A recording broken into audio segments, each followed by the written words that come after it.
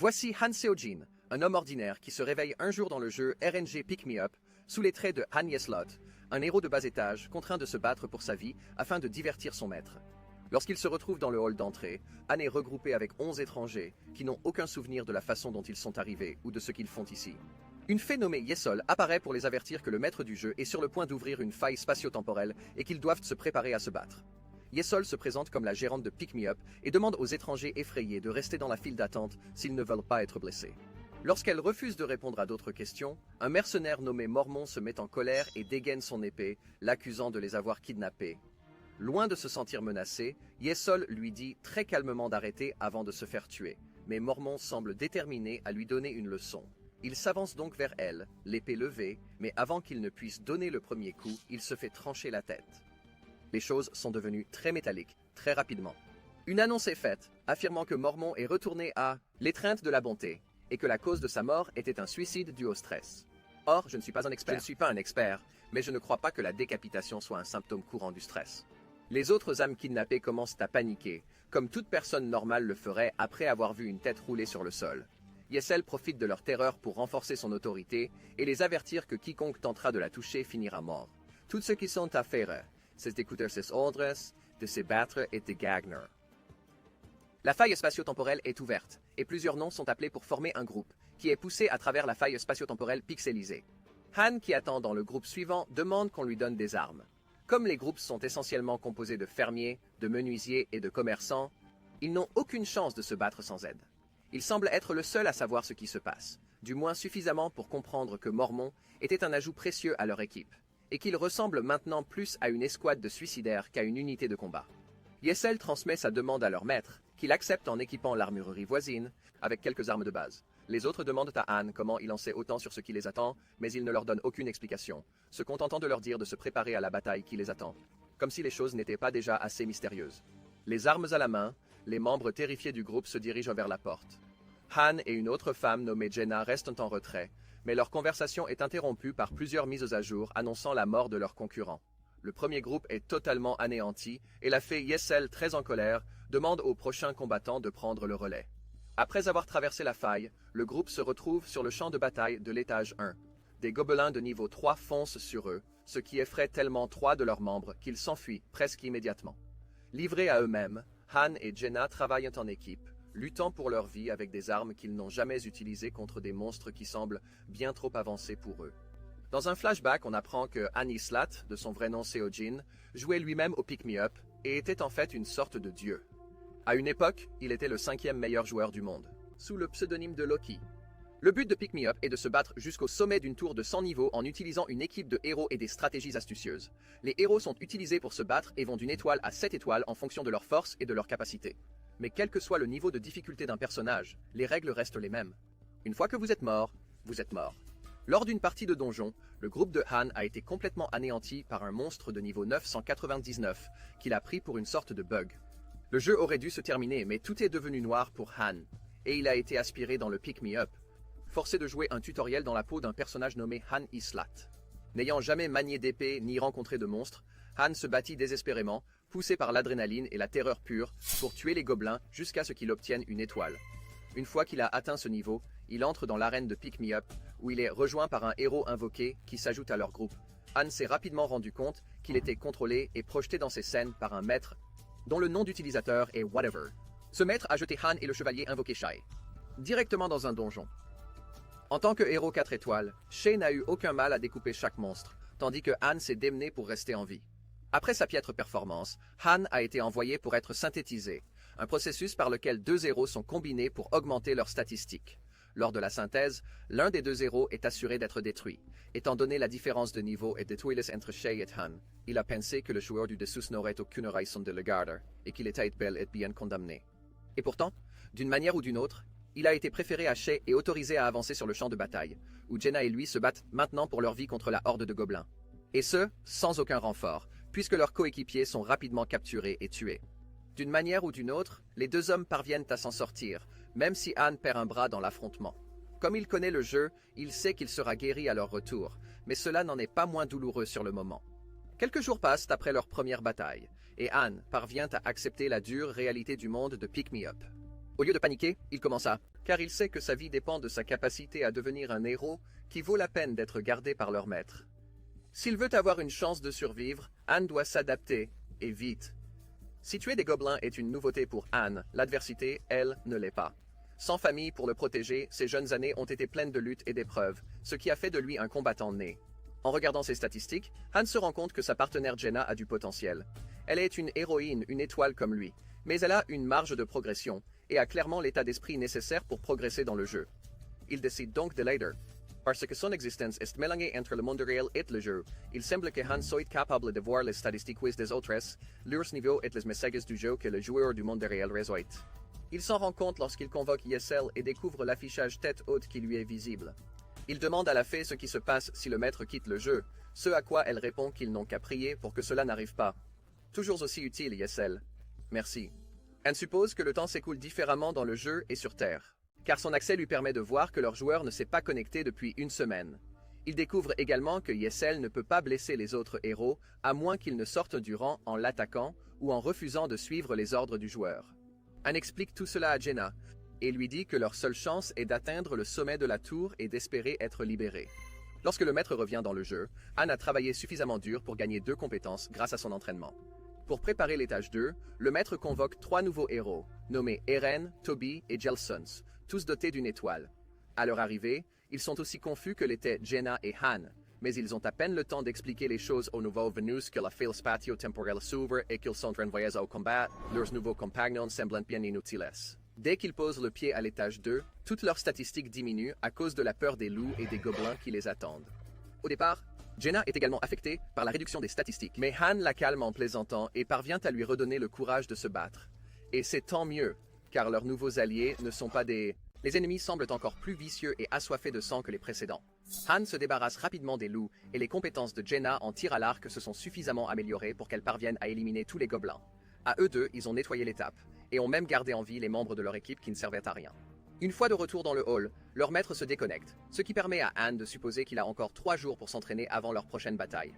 À son retour, ses statistiques augmentent également, preuve que son entraînement précédent a porté ses fruits. Mais alors qu'il voit ses coéquipiers sombrer dans la panique, Han décide que c'est chacun pour soi. Il ne veut pas que Jaina et lui perdent leur temps à essayer d'amener tout le monde à leur niveau. De toute façon, les autres seront bientôt synthétisés. Le lendemain, les nouveaux sont trop occupés à chercher la sortie pour s'entraîner, ce qui laisse Jaina et Han travailler sans relâche pour améliorer leurs compétences et leur maîtrise des armes. Lorsque le maître se présente, il s'attaque rapidement au 3e étage, mais cette fois-ci, c'est Jaina qui monte en grade et fait MVP pour une fois.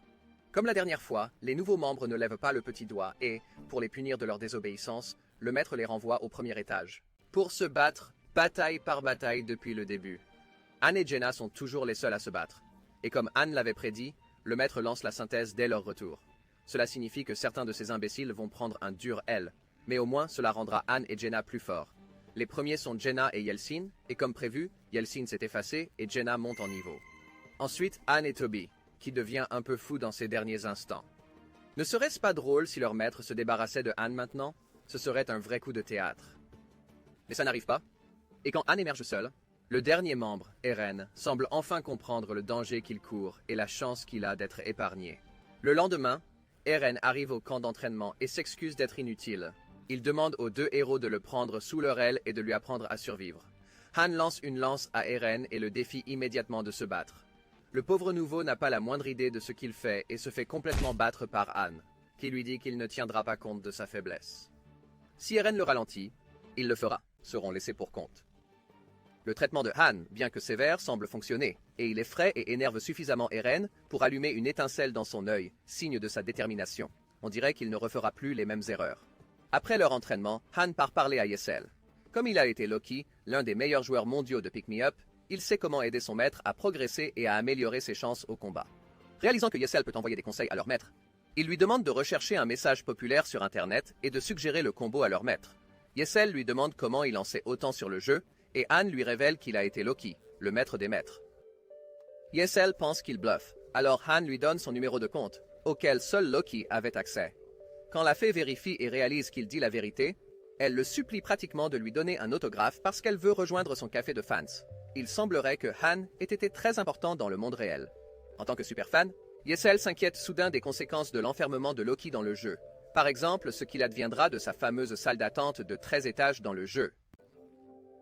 Niflheim, il s'agit d'un endroit très prisé, doté d'installations de grande qualité et pouvant accueillir plus de 20 000 joueurs. Il est donc évident que des milliers de fans regretteraient que Han ne sorte jamais du jeu. En discutant avec Yesel, il se rend compte que le monde dans lequel il est piégé est différent des autres, car tous les héros sont de vrais humains vivants.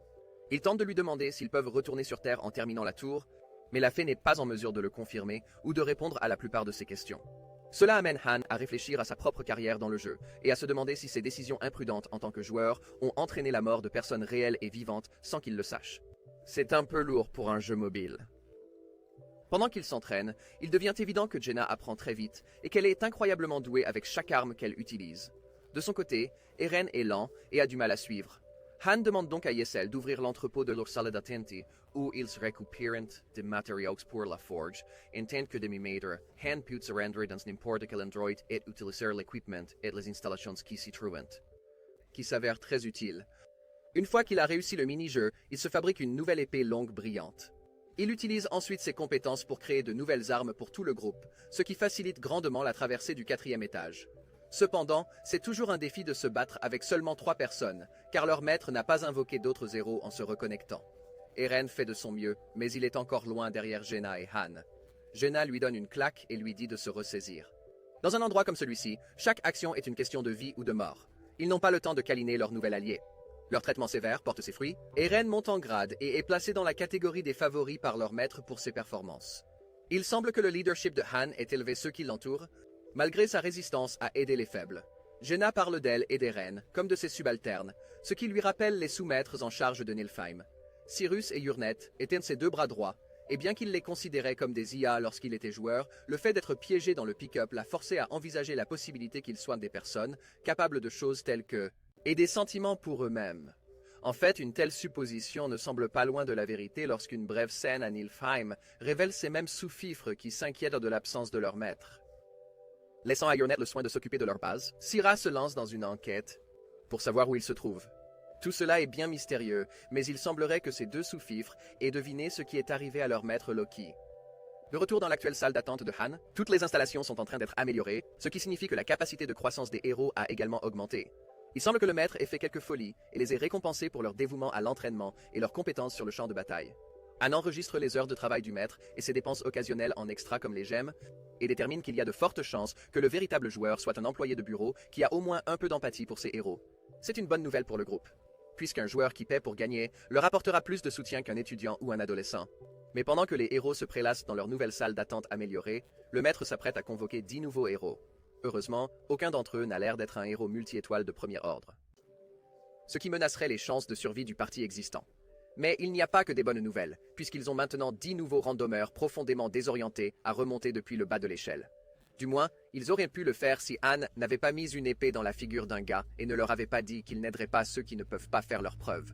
Heureusement, ils n'ont pas tous besoin d'être des combattants. Yusel répartit les nouveaux en fonction de leur travail pour qu'ils puissent travailler immédiatement dans les installations. Il faut croire que cette fée sert à quelque chose, finalement. Ceux qui n'ont pas de spécialité sont obligés de pousser leur corps pour prouver leur valeur. Et au fur et à mesure que leur maître se familiarise avec le jeu, ils commencent à éliminer les héros les plus faibles en les envoyant dans les donjons pour les testeurs. Ceux qui ne s'adaptent pas sont comme morts et lorsque le premier groupe est presque entièrement décimé, Eren décide de rejoindre le groupe suivant pour leur donner une meilleure chance de survie. Au moins, l'un de ces héros a un cœur. Pendant ce temps, Han et Jaina restent en retrait. Ils semblent si peu préoccupés par les nouvelles personnes envoyées à l'abattoir qu'ils commencent à se plaindre de la nourriture. Comme le maître est connecté, il reçoit une petite notification à ce sujet. Il n'y a pas de doute que leur mécontentement sera suivi d'effets. Quand Eren revient, il est ensanglanté et épuisé, mais il a réussi à garder toute son équipe en vie. Malheureusement, le dîner est à nouveau composé de pommes de terre, et il semble que certains des nouveaux venus aient exagéré leurs compétences pour tenter de se faire une place. Lorsque Han découvre que le cuisinier a menti sur ses capacités, il le rétrograde sur le champ devant tout le monde et désigne une autre fille pour faire la cuisine à partir de maintenant. C'est dans ces moments-là que l'on a vraiment l'impression que Han est le maître et non le joueur. Il prouve encore plus son autorité en expliquant la situation aux nouveaux venus et en leur disant franchement que c'est à eux d'enseigner à la prochaine fournée. Bien qu'ils n'aient pas vraiment apporté son aide, les nouveaux membres auront au moins une chance de se ressaisir et de prouver leur valeur. Même si les non-combattants ont plus de chances de survivre, ils ont tout autant besoin de travailler dur, car toute personne plus compétente qui se présentera sera choisie pour les remplacer.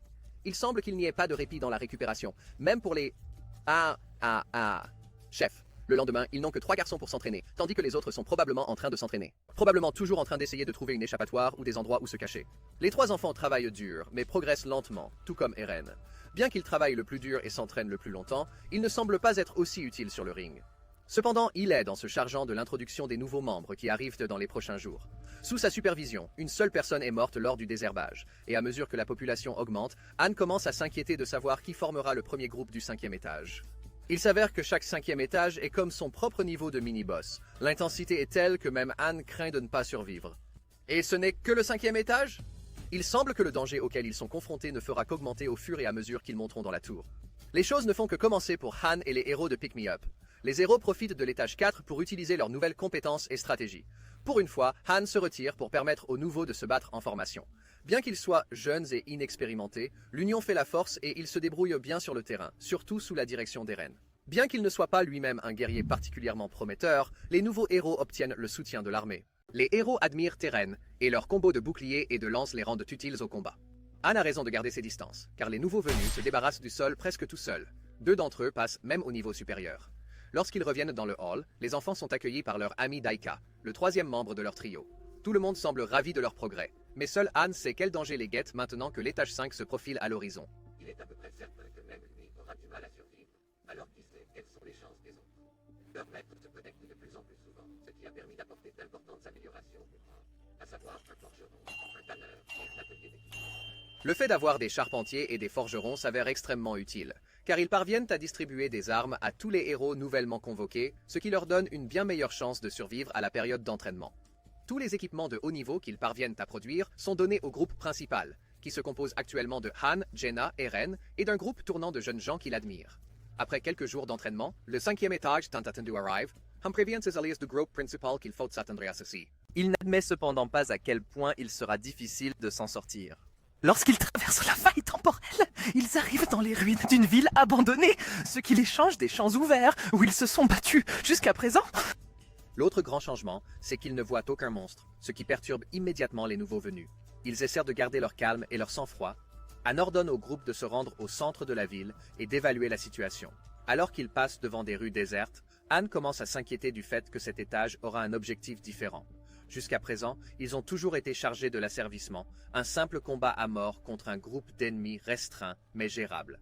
Mais comme il n'y a ni monstres ni civils dans ces rues désertes, il semble que cette quête soit différente. Jaina a une meilleure vue d'en haut, où elle découvre non pas des centaines, mais des milliers de gobelins rassemblés à l'extérieur des murs de la ville. 1846 pour être exact, et ils se dirigent tout droit vers la fête. Eren et ses garçons commencent à paniquer, mais Han les rassure en leur disant qu'ils n'ont pas besoin de tous les tuer. Leur objectif est seulement de survivre. Il leur suffit donc d'endurer les gobelins pendant une demi-heure à partir du premier contact. Bien sûr, il est beaucoup plus facile pour des guerriers terrifiés d'affronter 10 minutes que 30. Alors Han ment à son équipe et leur dit qu'ils n'ont qu'à tenir 10 minutes pour éviter qu'ils ne paniquent. Les bâtiments sont bloqués, ils ne peuvent donc pas s'asseoir et se cacher. Han rassemble l'équipe et la fait avancer, en essayant de la mettre en position de défense dans une ruelle. Han sait que ce genre de quête est presque impossible pour une jeune équipe de héros. Lorsqu'une mission de survie apparaît dans les étages inférieurs, elle est connue sous le nom de Hero Grinder, broyeur de héros, avec seulement 9% de chances de survie. Mais il doit ignorer ses propres doutes s'ils veulent survivre. Han ordonne au groupe de s'engager dans une ruelle suffisamment étroite pour obliger les gobelins à s'approcher d'eux un par un. Il ne faut pas longtemps avant qu'un gobelin errant aperçoive Han et que le chronomètre commence à s'enclencher. Alors que les monstres commencent à affluer, Han ordonne à l'équipe de faire un mur avec leurs cadavres. Cela semble être une bonne tactique. Seuls les membres de l'équipe peuvent rester en vie assez longtemps pour y parvenir. Et avec des milliers de gobelins, qui sait s'ils parviendront à faire la moitié du chemin, sans parler de la demi-heure entière. Combattre vague après vague est fatigant et exige de Han qu'il réorganise soigneusement l'équipe chaque fois qu'il la voit faiblir. Il s'attaque lui-même à la plupart des ennemis, en essayant de tuer le plus efficacement possible, en utilisant le moins d'endurance possible par coup. Il ordonne à Jaina, qui s'avère être un véritable atout, d'aider les jeunes héros en les soutenant depuis l'arrière. Ils ont tellement d'ennemis à affronter qu'elle n'a d'autre choix que de ramasser ses flèches immédiatement après les avoir tirées. Eren commence à paniquer de son côté et doute maintenant que le temps imparti soit vraiment de 10 minutes, comme Han le leur a dit. Soudain, Zid rate blockage et perd une main. Il saigne maintenant. ce qui signifie que sa santé va diminuer très rapidement. Non seulement sa vie est en danger, mais le fait d'avoir un seul héros en moins signifie que leurs chances de survie viennent de chuter, tout comme sa santé. Et pour ne rien arranger, le pauvre Zid est maintenant effrayé, ce qui signifie que toutes ses statistiques ont également diminué. Les choses commencent vraiment à se gâter pour cette équipe. Is these highways on wine? Anne commence à lui hurler dessus, rappelant au jeune héros qu'il sera guéri tant qu'il retournera dans la salle d'attente. Il le traite de pleurnichard et d'autres mots que je ne pense pas pouvoir répéter sur cette chaîne. Aïe, je suppose qu'il essaie de l'inspirer? C'est une façon assez agressive de procéder. En raison de leur infériorité numérique, Han n'a pas d'autre choix que de rappeler Zid, blessé au combat, et exige qu'il change de camp avec Hansen, affirmant qu'ils mourront tous s'il ne se ressaisit pas. Cela semble dur de mettre cela sur le dos d'un adolescent, mais la situation exige qu'ils se battent tous dans le temps imparti. Ils ne peuvent même pas laisser quelques secondes à quelqu'un pour se reposer. Jenna s'empresse de faire un bandage pour arrêter l'hémorragie de Zid, et l'héroïque jeune garçon se lève pour prendre la place de Hansen, dont l'épée semble avoir donné son dernier coup. Han, qui continue d'éliminer des gobelins à droite et à gauche, hurle à Hansen d'utiliser son bouclier pour se battre. Au bout de 3 minutes, Han change ses coéquipiers de place presque toutes les 10 secondes pour qu'ils continuent à se battre par à-coups afin de préserver leur énergie. Jenna est à court de flèches, ce qui cause des problèmes à tout le monde. Sans le soutien de l'artillerie, Zid manque l'approche d'un ennemi et, distrait un instant, reçoit un coup de lame dans le ventre pour son erreur. Jenna achève le gobelin responsable juste un instant trop tard et s'avance pour trouver leur plus jeune membre effondré et au bord de la mort. Le sort de tout le groupe est désormais suspendu à la vie de Zid, qui s'épuise rapidement. Jenna commence à paniquer, se demandant si elle doit retirer l'épée de sa blessure ou si cela ne ferait qu'empirer les choses. Pendant ce temps, Hansen n'a pas remarqué que son camarade est tombé et le supplie de le remplacer pour lui permettre d'arrêter de se battre et de se défendre avec un simple bouclier. Heureusement, Han est là, juste à temps, pour remplacer Hansen et lui ordonner de se rendre dans un autre passage afin de pouvoir affronter lui-même le pire de la foule.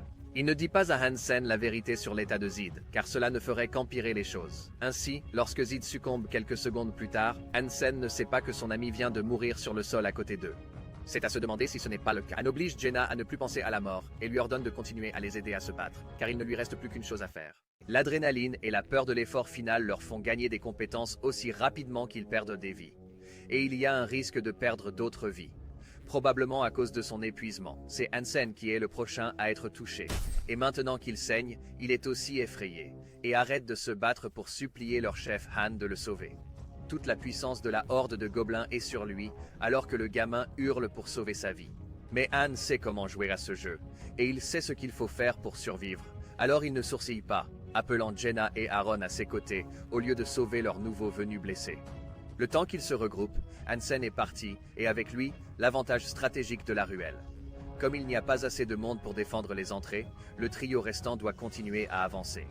Ils approchent d'une impasse, où Han ordonne à Jenna de grimper et d'aider le reste de l'équipe à atteindre un terrain plus élevé. Au moment où elle monte, les gobelins les retrouvent, laissant Han et Aaron faire de leur mieux pour les repousser. Une fois Jenna en haut, elle aide Han à atteindre le balcon sans problème. Mais Eren se blesse profondément à la jambe en essayant de remonter, si bien que Han est obligé de redescendre et de tuer le gobelin responsable. Mais il ne s'arrête pas là. Dans un geste horrible mais nécessaire, Han tranche la jambe d'Eren. Bien qu'ils n'aient pas eu le temps de sortir leurs armes, ce choix met Eren dans un état critique. J'espère que leur valeureux chef sait ce qu'il fait. Acculés au balcon, il n'y a plus d'autre endroit où s'enfuir. Han et Jenna ne peuvent que poignarder et frapper les gobelins qui tentent de grimper sur eux. Ils semblent presque s'en sortir, mais au bout de 30 secondes, le désastre frappe à nouveau, lorsque Han est poignardé profondément dans son flanc, si profondément que le gobelin responsable parvient à lui arracher la moitié de ses entrailles. Jenna est ensuite touchée, et maintenant tous les membres du groupe saignent et sont dans un état critique. Alors que les gobelins se rassemblent de tous les côtés, Han s'effondre finalement à genoux, contemplant sa mort. Il s'en veut d'avoir perdu ses coéquipiers et de n'avoir atteint que le 5e étage, alors qu'il était lui-même un maître du jeu. Dans un dernier moment d'héroïsme miraculeux, Han utilise sa colère pour donner un dernier combat aux gobelins. Han Seo-jin, Loki, célèbre maître des maîtres, ne peut pas mourir au 5e étage. Il ne mourra pas dans un tel endroit. Pris de rage, Han choisit la compétence Berserk alors qu'il tranche les gobelins à droite et à gauche, faisant un carnage sur le champ de bataille jusqu'au moment où son épée se brise. Mais même cela ne l'arrêtera pas en mode Berserk. Han s'élance vers l'avant avec ses seuls poings et son épée brisée, prêt à affronter tous les ennemis du monde s'il le faut. Et c'est à ce moment précis que le chronomètre s'arrête. Et cela ne pouvait pas mieux tomber. Les griffes d'un gobelin sont à quelques centimètres de son visage, et le monstre n'est plus qu'à quelques secondes de s'en prendre à tout le groupe. Lorsque les héros retournent dans le hall, ils montent en niveau et leurs blessures sont immédiatement soignées. Mais l'épuisement et le traumatisme des batailles qu'ils ont affrontées pèsent lourd. Jenna se met à rire hystériquement alors que ses jambes se dérobent sous elle. Jenna demande si ce sera toujours aussi difficile à l'avenir, mais Anne lui répond que ce niveau est unique et conçu pour rendre les choses presque impossibles. Il est possible de survivre si l'un d'entre eux meurt, mais pas ces gars-là. Ils ont vaincu l'adversité, quel qu'en soit le prix. Pourtant, le rappel de ce coup et du prix qu'ils ont payé se fait durement sentir lorsque Daika arrive en courant, les félicitant pour leur victoire et leur demandant des nouvelles de ses amis Zid et Hansen. Han lui dit la vérité, rapidement et sans détour. Le gamin reste planté là, choqué, tandis que les restes épuisés de leur groupe s'en vont se reposer dans leur quartier. Une fois seul, Han se rappelle que la mort va devenir de plus en plus fréquente au fur et à mesure de l'ascension de la tour. Il n'y a pas de place pour les sentiments dans un jeu comme Pick Me Up. S'effondrant sur son lit, il commence à se demander comment il est possible qu'il ait acquis à la fois les compétences composure et berserk, qui ont les fonctions opposées de lui permettre de conserver et d'abandonner temporairement sa santé mentale, respectivement. C'est probablement lié à sa double nature de maître et de héros, qui l'aide et l'entrave tout au long de son expérience. Après un repos bien mérité, Han retourne sur le ring d'entraînement le lendemain pour trouver Jenna déjà debout et en train de s'entraîner. Il lui demande ce qui l'a poussé à commencer si tôt, et elle lui répond seulement qu'elle ne veut pas mourir. Je suppose qu'après l'horreur qu'ils ont vécue hier, chaque seconde est précieuse. Jenna a également acquis beaucoup de compétences au cours des dernières minutes qu'elle a passées à l'état 5. Ajoutez à cela qu'elle a du talent et qu'elle fait des efforts, et il semble qu'elle soit plus que égalée à Han à ce stade, Eren quant à lui n'a pas gagné une seule compétence. Cela n'a pas dû être facile de voir ces deux apprentis mourir sur le champ de bataille, mais c'est forcément mauvais signe. Honnêtement, ce type m'inquiète de plus en plus à chaque chapitre. Alors qu'Eren a du mal à progresser, Han est presque prêt à passer à 2 étoiles, puisqu'il est sur le point d'atteindre le niveau maximum pour un héros d'1 étoile. Alors qu'il s'entraîne comme d'habitude, Jenna a un moment de faiblesse et vient toucher ses abdominaux. Han, comme à son habitude, gâche le moment et lui assène un violent coup sur la tête, se demandant comment on peut agir normalement et plaisanter après tout ce qu'on a enduré la veille. Pendant ce temps, les autres héros convoqués sont aussi inutiles que d'habitude. Ils ne font que le strict minimum en matière d'entraînement, en fournissant juste assez d'efforts. Éviter d'être synthétisé, mais pas suffisamment pour s'améliorer. Aaron arrive en retard à l'entraînement, accablé par la culpabilité de la mort de ses élèves. Mais avant qu'il ne commence à sombrer dans la spirale, Han lui dit que la seule raison pour laquelle Hansen et Zid sont morts, c'est parce qu'ils étaient faibles. Tout ce qu'il peut faire, c'est devenir plus fort. Lorsque le maître se reconnecte, il crée une toute nouvelle fête. Janet et Han sont ensemble comme d'habitude, mais avec 3 nouveaux membres qu'ils n'ont jamais rencontrés auparavant et qui semblent vouloir les alourdir. Au lieu d'un étage, ils entrent dans un donjon quotidien, d'un niveau super facile, où tout ce qu'ils ont à faire est d'acquérir des matériaux. Han et Janet laissent les débutants collecter les matières premières pendant qu'ils vont chasser, car ils en ont assez de ne manger que des pommes de terre. Pendant que Janet traque les cerfs, Han poursuit un autre objectif, la reine de la forêt, un monstre rare qui n'apparaît que dans les donjons de forêt. Han ne perd pas une seconde et saute dans la mêlée pour tuer les cerfs environnants avant de se retrouver face à face avec la reine elle-même, qui semble furieuse qu'il ait tué tous ses petits amis. Mais le monstre n'est toujours pas un défi pour Han, qui... Il revient à la fête avec sa tête et une épée pleine de sang, du métal à revendre. Il donne la tête à Jenna pour qu'elle poignarde joyeusement le crâne, pour en extraire la précieuse corne, qui est le morceau dont ils ont vraiment besoin. La pierre d'attribut qu'ils obtiennent à la mort de la reine est de qualité inférieure, mais elle leur permettra de faire progresser les héros et de fabriquer de meilleurs objets. Lorsqu'ils reviennent dans la salle d'attente, ils sont accueillis en héros, mais pour une toute autre raison, pour avoir apporté de la viande au camp. Mais Moody Han ne se permet pas de s'asseoir et de festoyer comme tout le monde. Au lieu de cela, il emmène Jenna loin du plaisir et les fait entrer dans un autre donjon quotidien connu sous le nom de Cinemerel Plateau. Je respecte le travail, mais ces deux-là peuvent-ils s'asseoir pour un seul repas? Han veut plus de pierres d'attribut, alors il cherche la bête magique du plateau, un loup géant, ce qui est facile pour 2 héros de leur niveau. Dans ce genre de donjon, Jenna semble être dans son élément, se souvenant de l'époque où elle était une chasseuse-cueilleuse vivant dans une forêt isolée dans le monde réel. Elle dit qu'elle souhaiterait que le maître ne vienne jamais, ce qui fait réfléchir Han. Peut-être que ses subordonnés à Nilfheim ressentèrent la même chose, de la même façon. Pour eux, il n'était peut-être pas le maître des maîtres bien-aimés, mais juste un dictateur tyrannique qui les forçait à faire ce qu'ils voulaient. Quelques jours plus tard, une fête est organisée pour le 6e étage, cette fois avec Han, Jenna, Eren et le dernier membre du trio, Daika. L'univers semble leur donner un peu de répit, car après l'horreur de l'étage 5, l'étage 6 est une quête d'exploration. Cela signifie qu'ils doivent se faufiler et éliminer leurs ennemis sans alerter une horde. C'est un défi en soi, mais au moins ce n'est pas un bain de sang, du moins s'ils s'y prennent bien. Les premiers gobelins qu'ils trouvent ne leur posent pas de problème et, la première étape franchie, Han se précipite pour jeter un coup d'œil sur les ennemis qui les attendent plus loin. L'étage est terminé, mais Han leur a donné un indice pour la prochaine quête d'exploration. Mais avant qu'il ne puisse analyser ce qu'il a vu, Chloé le cuisinier arrive en courant vers Han, l'avertissant de l'arrivée d'étrangers portant des armes et agissant bizarrement. C'est alors qu'il est informé que des héros de haut rang ont été convoqués. Il s'agit des mercenaires Pulverizing Wolves, qui sont plus puissants parce qu'ils sont déjà liés les uns aux autres.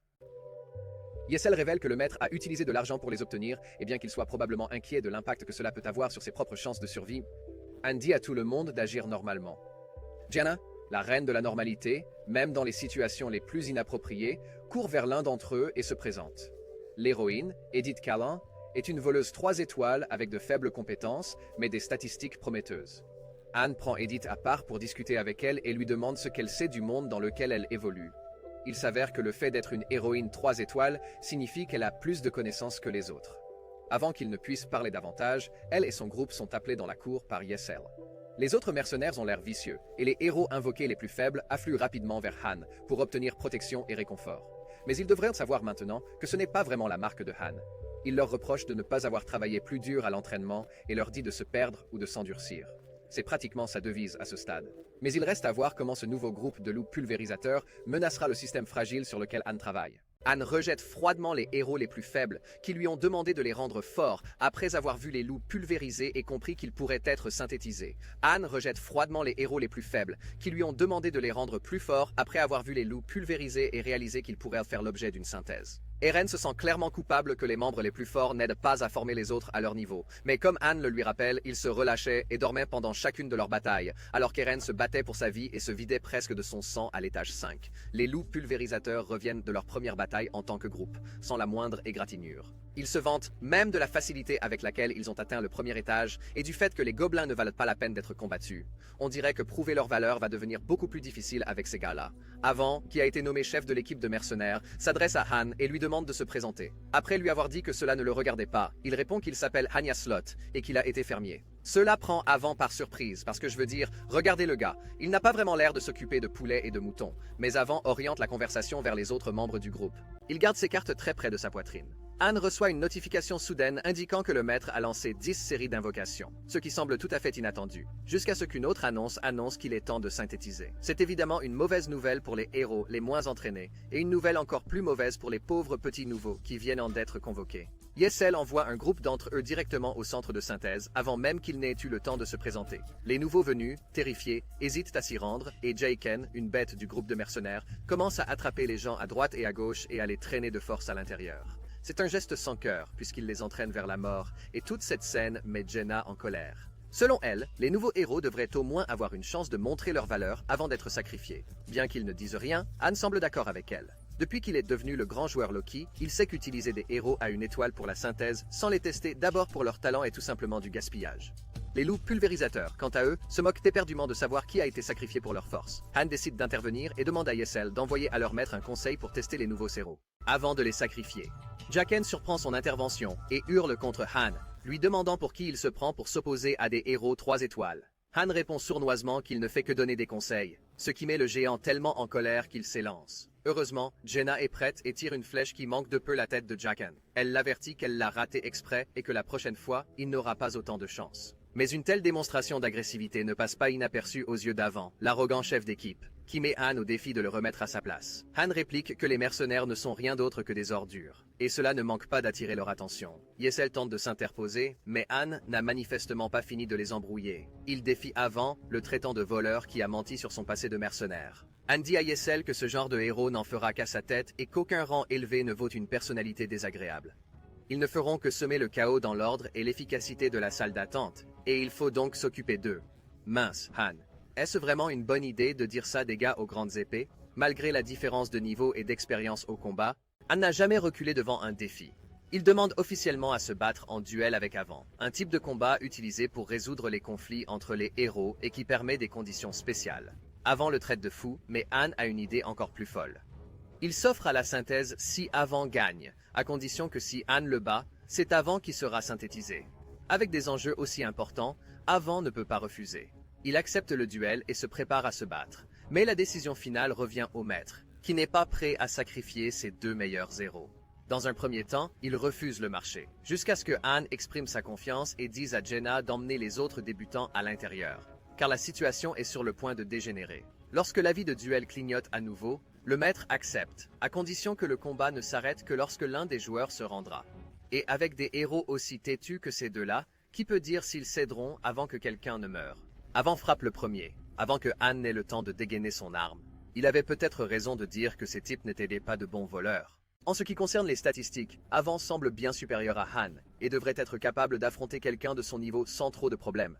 Mais ce serait sous-estimer à la fois l'intelligence et la folie de Han, car ce héros n'attend pas plus de 2 secondes avant de passer en mode berserk. L'utilisation de ses capacités spéciales lui permet de réagir avec plus de force, de vitesse et d'habileté que d'habitude, tout en lui faisant perdre beaucoup de points d'intelligence pendant un court laps de temps. Il esquive le coup d'avant et saisit soudainement son poignet et sa tête, utilisant toute sa force pour le plaquer au sol.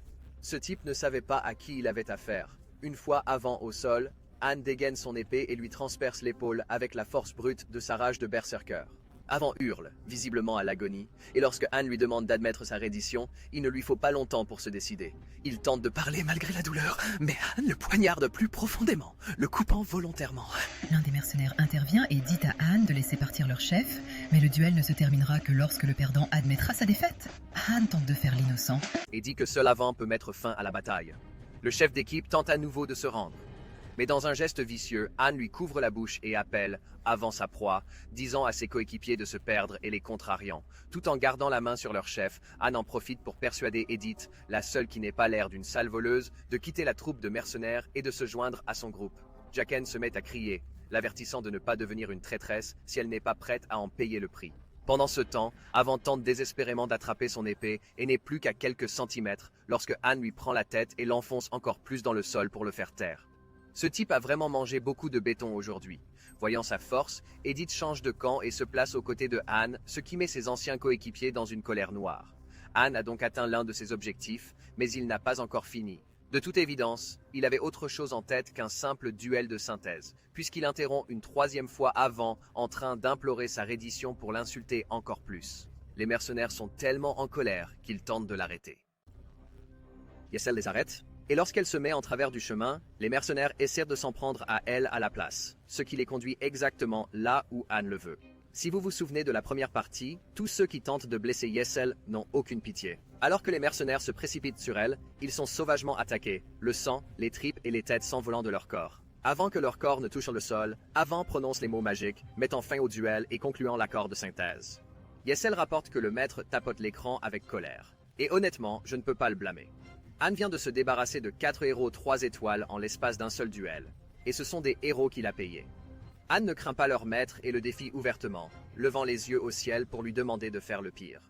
Alors, soit il s'est fait un ennemi de la personne en charge de sa vie, soit il a gagné le respect et la crainte de tout le monde dans Pick Me Up. Voilà comment un vrai maître joue le jeu.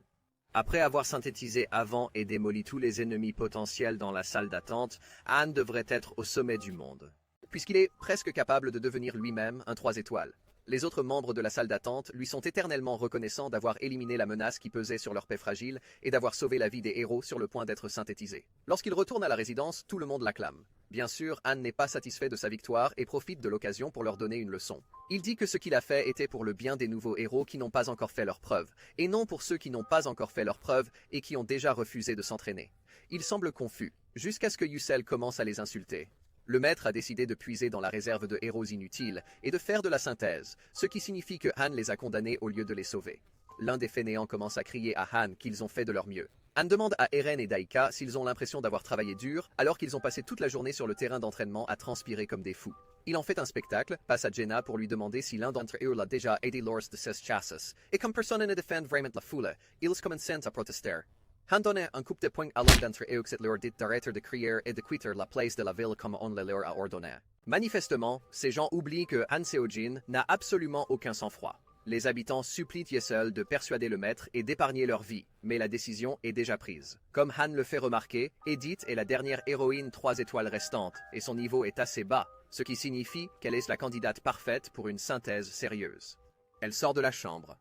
Avec de nouvelles compétences et capacités, Han décide de faire un exemple pour tous ceux qui regardent. Il dit aux nouveaux arrivants qu'il n'y a pas de place dans cette salle d'attente pour s'appuyer sur les autres. Personne ne sera là pour les protéger s'ils ne travaillent pas dur pour faire leurs preuves. Les héros convoqués sont naturellement terrifiés après avoir entendu cela. Alors Han leur accorde un peu de pitié et demande à leurs commerçants existants de prendre à bord tous ceux qui ont des compétences pour leur enseigner des métiers comme la cuisine, la menuiserie et la forge. Jenna fait remarquer qu'il a été bien plus gentil que d'habitude en proposant d'autres moyens de survie, mais Han a bien des raisons de vouloir garder les nouveaux venus. Le 10e étage approche, et c'est à ce moment-là qu'un deuxième groupe de combattants devient nécessaire. Il faut non seulement éliminer les faibles, mais aussi les entraîner. Former des personnes pour les soutenir et s'assurer qu'un lobby efficace fonctionne pendant qu'ils sont partis se battre. Le lendemain matin, Han arrive dans la cuisine et trouve l'une des nouvelles recrues qui a déjà fait ses preuves en cuisinant du pain.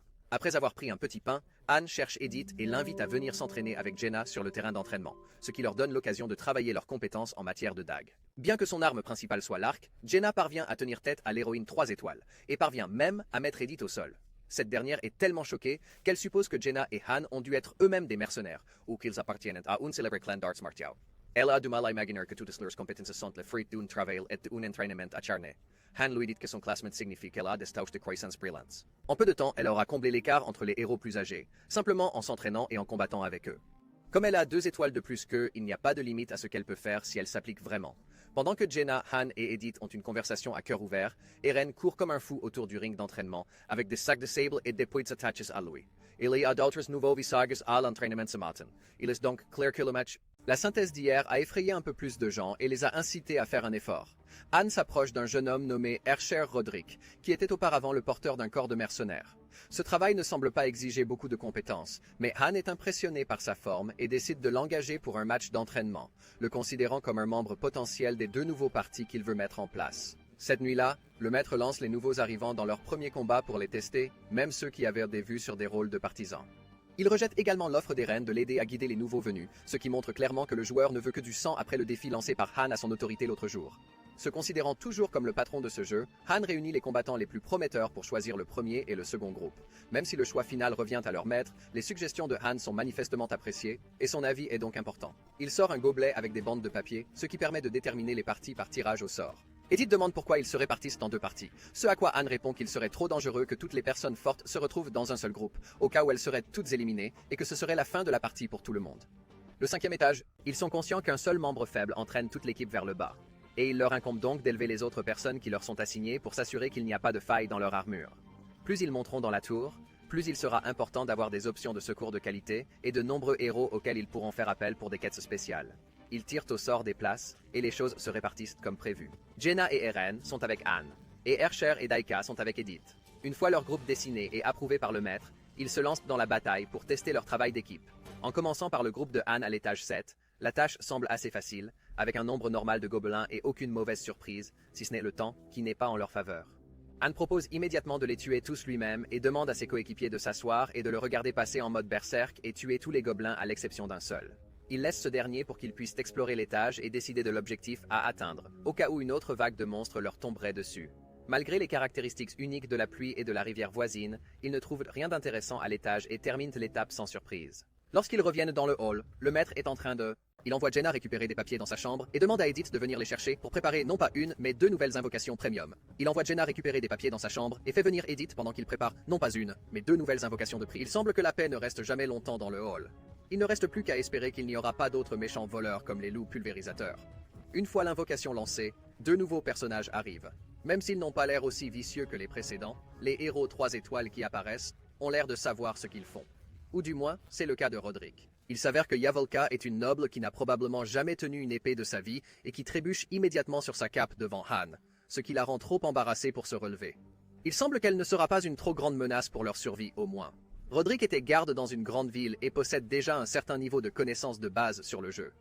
Il ne semble pas avoir de caractéristiques particulières, si ce n'est un sens aigu du devoir qu'il ne comprend pas encore tout à fait. Edith et Han laissent à peine le temps aux nouveaux venus de s'asseoir avant de tirer au sort. Mais lorsque Jenna trébuche en les transportant, elle indique quelle bande est la bonne. Edith ont toutes 2 l'œil vif, et je remarque qu'Ivolka, la noble, maîtrise la magie du feu, ce qui fait d'elle une alliée plus prometteuse qu'elle ne le pensait au départ. Ivolka se présente alors comme une magicienne, ce qui lui donne l'occasion de montrer ses talents en matière de magie du feu. Edith et Anne sont encore plus impressionnées lorsqu'elle révèle ses talents et s'affrontent pour avoir la chance de la rallier à leur cause. Les magiciens sont particulièrement rares dans Pick Me Up, car ils ne peuvent être obtenus que par le biais d'invitations payantes. Les chances de les voir apparaître sont très faibles. Ils sont donc impatients de saisir l'occasion qui leur est offerte. La magicienne elle-même n'a pas la moindre idée de ce qui se passe, mais elle s'offusque de voir les deux chefs d'équipe échanger contre elle. On dirait que Roderick n'est pas non plus très heureux d'être traité comme un objet. Jenna recommence le tirage au sort, cette fois-ci en cachant la couleur des bulletins pour s'assurer que tout se passe bien. Comme toujours, Han tire la bande d'Ivolka, ce qui signifie que Roderick va rejoindre Edith, Daika et Hercher, ce qui est peut-être une bonne chose, car ils ont besoin d'une classe de guerriers forte pour amener ces deux garçons à leur niveau. Quelques secondes à peine après avoir été placés dans les équipes, Ivolka est amené dans la chambre de synthèse avec l'un des habitants inutiles que Yesel doit traîner à coups de pied et de cris. Roderick est le suivant, et une fois que les deux nouveaux magiciens ont été mis à niveau et que d'autres fainéants ont été sacrifiés, Yesel ouvre la faille spatio-temporelle pour tester les nouveaux arrivants et leurs fêtes. Roderick s'en sort plutôt bien, mais Han doit faire la loi à Ivolka, qui semble réfractaire à l'idée qu'elle doit se battre sans poser de questions. Il lui révèle que sa vie dépend de ses performances en tant que mage, ce qui la fait taire assez rapidement. Bien que l'excitation des nouveaux héros apporte de nouvelles opportunités, Han et Edith n'ont pas encore vu de quoi ils sont capables, et comment ces nouvelles équipes vont-elles s'agiter. Dans l'espoir de mettre à l'épreuve leurs nouveaux membres et de renforcer leurs liens, Han et Edith emmènent leur groupe en haut de la tour pour leur premier combat. Au début, Ivolka semble être un atout majeur, mais elle est très réticente à l'idée de se battre pour survivre. Han lui explique froidement que si elle refuse de se battre, Ivolka finira comme toutes les pauvres âmes qu'elle vient de consommer dans Synthèse. Il lui demande à quelle magie elle a accès en plus de son lancer de feu. Ayant lui-même été un joueur du jeu, il espère utiliser une magie de soutien, comme la téléportation, ou tout ce qui peut aider l'équipe à élaborer plus de stratégies. Mais Fancy Ivolka lève le nez sur la magie de soutien et affirme qu'elle est bien trop douée pour s'embarrasser de ce genre de choses, ce qui revient à dire qu'elle ne peut pas le faire. Malgré son arsenal limité, Ivolka assure à son nouveau chef d'équipe que sa magie de feu en vaut la peine, et lui dit que lorsqu'il verra ce qu'elle peut faire, Han sera tellement surpris qu'il tombera à la renverse. Son arrogance signifie qu'elle aura beaucoup à prouver sur le champ de bataille, mais Han n'est pas convaincu. Il sait par expérience qu'un système de défense est plus polyvalent qu'un système d'attaque. Il préfère donc avoir un mage bien équilibré plutôt qu'un poney snob à une seule corde comme Ivolka. Mais un mage est un mage, alors c'est mieux que rien. Il lui demande si elle a de l'expérience dans la lutte contre les monstres, et Ivolka se montre à nouveau arrogante en répondant qu'elle en a beaucoup. Elle a même gagné le surnom de sorcière de Revel, peu importe ce que cela signifie. Pendant qu'ils évaluent ses forces, le groupe d'Edith revient de son test sans la moindre égratignure. Anne suppose qu'ils sont entrés dans un étage inférieur, et à en juger par le sourire d'Edith, Roderick a prouvé qu'il était plus fort que tout le monde ne le pensait. C'est maintenant à leur tour. Le premier groupe s'approche de la faille, s'attendant à être envoyé quelque part autour du 4e étage, l'étage suivant étant probablement verrouillé. C'est du moins ce que pense Anne. S'attendant à un combat facile, il dit à Eren et Janna de se retirer une fois à l'intérieur, laissant Ivolka prendre le relais pour leur montrer ce qu'elle peut faire. Si c'est le 4e étage, ce ne devrait pas être un problème pour un mage 3 étoiles. Toute son arrogance disparaît alors. Ivolka semble très hésitante à l'idée d'affronter tous les ennemis, insistant sur le fait qu'elle est spéciale et qu'elle ne devrait pas se battre seule. Heureusement pour elle, le plan de Han s'effondre lorsque l'étage suivant se déverrouille et que le maître les envoie au 8e étage. À un niveau aussi élevé, il n'y a pas de place pour l'erreur. Tout le monde devra être sur ses gardes, ce qu'Eren et Janna reconnaissent immédiatement, tandis qu'Ivolka se demande ce qui les a rendus si tendus. Elle ne tardera pas à le savoir. Manifestement, le maître les teste. C'est l'un ou l'autre. Soit il punit Han pour son comportement avec les loups pulvérisateurs qui lui ont coûté tous ses précieux héros 3 étoiles. Quoi qu'il en soit, cela n'a plus d'importance. Ils n'ont pas le temps de discuter de stratégie lorsque les premières flèches volent, qui volent vers eux. La vitesse de réaction de Jenna et d'Eren est suffisante pour les protéger, mais Ivolka reste plantée là alors qu'une flèche fonce sur elle. Elle serait probablement morte si Han n'avait pas couru vers elle et ne lui avait pas enfoncé la tête dans le sol. Il sait à quoi ils sont confrontés avant même que la notification ne s'affiche. Près de 30 pillards gobelins, à un niveau suffisamment élevé pour coordonner leurs attaques au sommet des terrifiants loups mutants qu'ils chevauchent. Jenna les couvre de ses flèches, tandis qu'Eren est envoyé sur les flancs. Ces trois-là ont l'habitude de se battre ensemble. Alors même si le terrain et les ennemis sont inédits, ils peuvent probablement les vaincre. Ou ils auraient pu le faire. S'ils n'avaient pas eu un tout nouveau membre à coordonner, Han tente de donner des indications à Ivolka, mais les gobelins approchent plus vite qu'il ne peut le comprendre. En quelques secondes, ils sont sur lui. Ils arrivent de toutes les directions et lui laissent à peine le temps de se retourner et d'éviter d'être coupé en deux. Il éventre le gobelin sur lui d'un seul coup de démon, mais aussitôt, d'autres surgissent. Les gobelins s'acharnent sur leurs épées, tandis que les loups se jettent sur son bouclier, lui demandant toute sa force pour ne pas se faire dévorer. Il semble que ce ne sera pas le cas. Sans la douce introduction qu'il espérait, Han crie à Eren depuis l'autre côté du champ de bataille, le déplaçant sur leur flanc pendant qu'il ordonne à Ivolka de lancer. Mais la mage paniquée a besoin de temps, au moins 1 minute, avant de pouvoir produire quoi que ce soit de valable. ce qui est probablement la dernière chose que Han a envie d'entendre alors qu'il est plongé jusqu'au coude dans les pillards gobelins.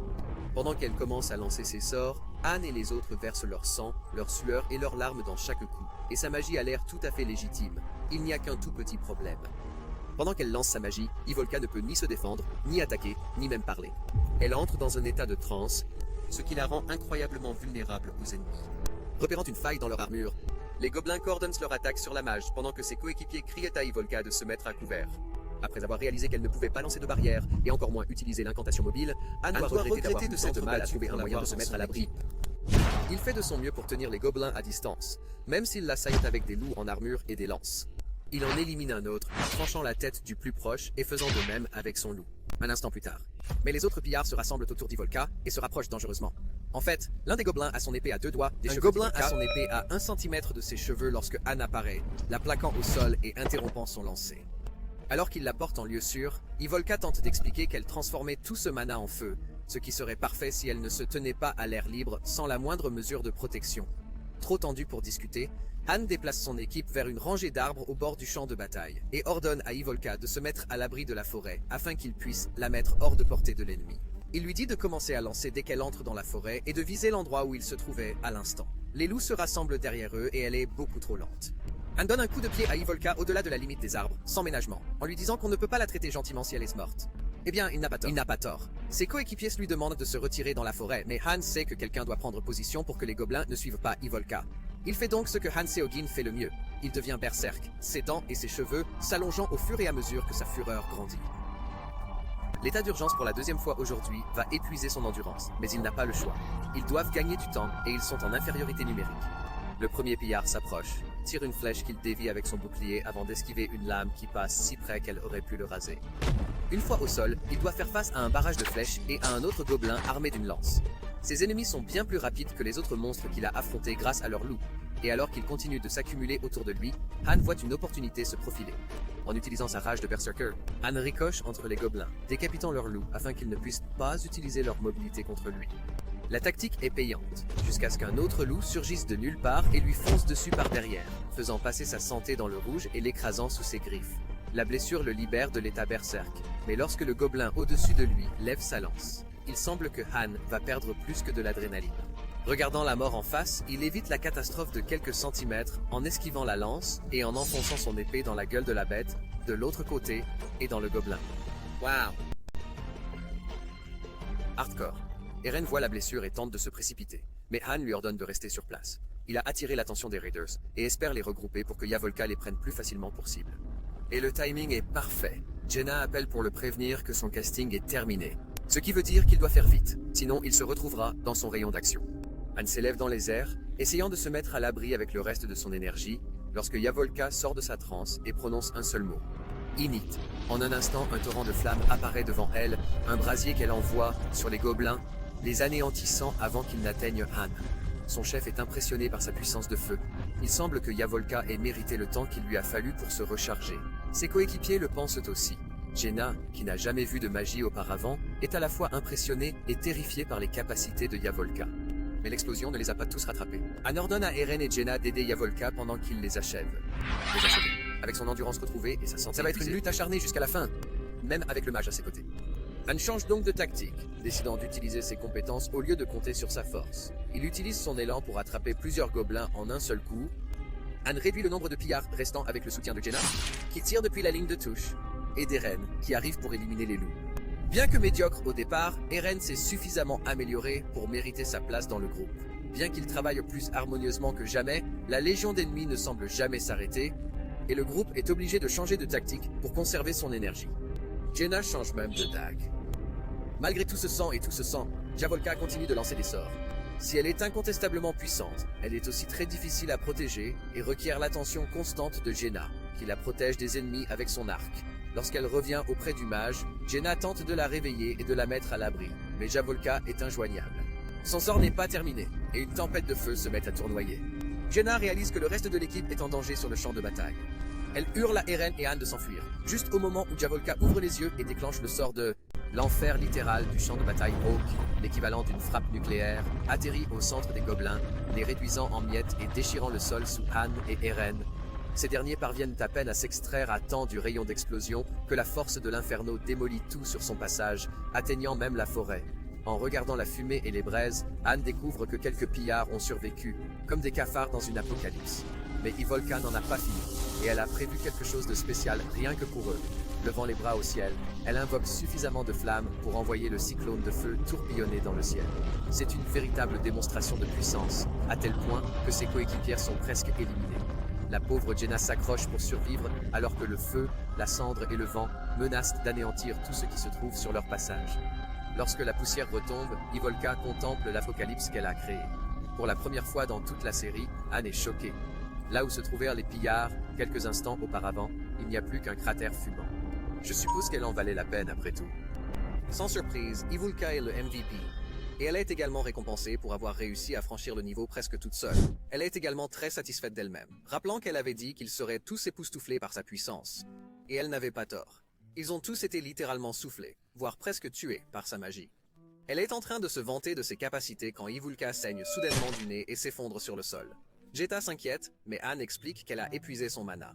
Sa dépense est extrêmement inefficace, et elle ne peut rien faire pendant qu'elle lance son sort pendant 1 minute entière. Étant donné qu'elle est immobile et vulnérable lorsqu'elle utilise ses pouvoirs, Anne craint qu'ils ne doivent réorienter toute leur stratégie autour d'elle, en l'utilisant comme un gros char d'assaut, si les chars n'avaient pas de semelle et pas d'armure. Pendant que Jetta ramène Ivolka dans le hall, Anne évalue les avantages et les inconvénients de ce membre de l'équipe et décide que son pouvoir en vaut la peine. De plus, il a l'intention de les éloigner de la combinaison courte moyenne longue portée qu'ils utilisaient jusqu'à présent. Leur maître a dû être impressionné, car la prochaine fois qu'il se connecte, la première chose qu'il fait est de construire un établissement réservé aux magiciens, composé de 3 bâtiments qui forment la salle de magie. Mais tandis qu'Ivolka est récompensé par son maître, son chef d'équipe la met au travail.